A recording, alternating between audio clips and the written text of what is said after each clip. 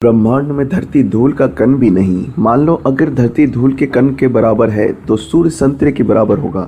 आज भी इस धरती पर 70% से अधिक जल है। धरती के वजन से 10 गुना ज्यादा इस धरती ने जल को वहन कर रखा है। मानव आबादी धरती के मात्र 20 से 25% हिस्से पर ही रहती है। उससे भी अधिकतर पर जंगल, रेगिस्तान, पहाड़ और नदियां हैं।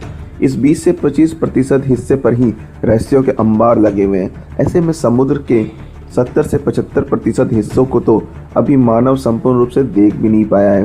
प्राचीन काल से ही लोग सागर की यात्रा करने और उसके रहस्यों को जानने की कोशिश में लगे हुए हैं।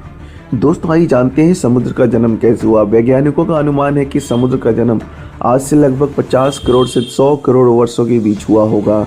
दरअसल धरती के विशालकाय गड्ढे पानी से कैसे भर गए, यह अनुमान लगाना मुश्किल है। दूसरी ओर इतने विशालकाय गड्ढे कैसे निर्मित हुए, यह भी एक बड़ा सवाल है। वैज्ञानिक कहते हैं कि जब पृथ्वी का जन्म हुआ तो वह आग का गोला थी। जब पृथ्वी धीरे धीरे ठंडी होने लगी तो उसके चारों ओर तरफ गैस के बादल बन गए। ठंडे होने के बाद बादल काफ़ी भारी हो गए और उनसे लगातार मूसलाधार वर्षा होने लगी, जो कि लाखों वर्षों तक होता रहा। पानी से भरे धरती की सतह के विशाल गड्ढे ही बाद में समुद्र कहलाए। अब जानते हैं समुद्री लहरों का क्या रहस्य है। दोस्तों, समुद्र की लहरों को समुद्र विज्ञान ही जानता है। समुद्र की लहरें 3 तरह से पैदा होती हैं। पहली, समुद्र की सतह पर बहने वाली हवा। दूसरी, चंद्रमा के कारण उत्पन्न हुआ ज्वार। और तीसरा, समुद्र के भीतर कहीं आया भूकंप।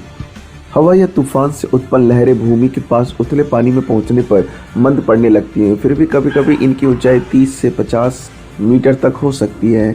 अधिक ऊंची लहरें अस्थिर हो जाती हैं और अंततः सागर तट पर झाग के रूप में टूटती हैं।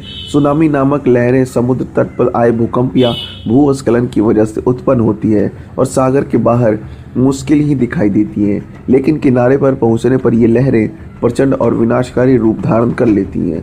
चंद्रमा से उत्पन्न लहरें भी कभी कभी विनाशकारी साबित होती हैं। चंद्रमा के कारण दैनिक रूप से 2 बार उत्पन्न होती हैं, सुबह और शाम। यह घटना चंद्रमा द्वारा पृथ्वी पर लगाए गए गुरुत्व बल के कारण घटित होती है। इसके बाद अमावस्या को समुद्र शांत रहता है, जबकि पूर्णिमा को अशांत। अब सवाल उठता है, क्या सचमुच समुद्र में मत्स्य मानव, नाग कन्या या जल परियां रहती है? दुनिया भर की लोक कथाओं में इन जल परियों के बारे में बहुत सी कथाएं पढ़ने को मिलती हैं। कहते हैं कि कुंती पुत्र अर्जुन की एक पत्नी जल परी ही थी।